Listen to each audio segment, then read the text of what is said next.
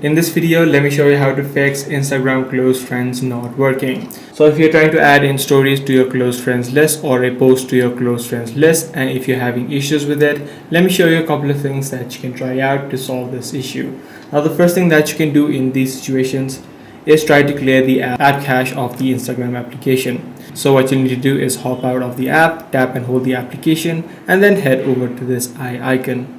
If you're on an iOS device, you'll need to offload your application by heading over to the iPhone storage.